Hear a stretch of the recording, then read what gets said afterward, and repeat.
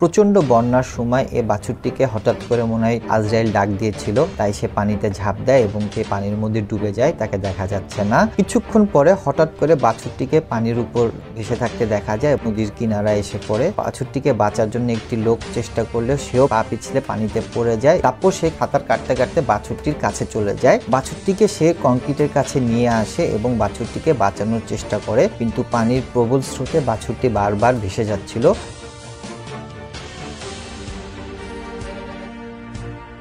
এরপর আরেকজন লোক এসে সেই লোকটিকে সাহায্য করে। পরবর্তী লোকটি সাথে একটি দড়ি নিয়ে আসে যাতে বাছুরটিকে দড়ির সাথে বেঁধে রাখা যায় এবং বাছুরটি যাতে ভেসে না যায়। দুজন মিলে বাছুরটিকে কংক্রিটের উপর তুলে যাতে বাছুরটি পানিতে ভেসে না যায়।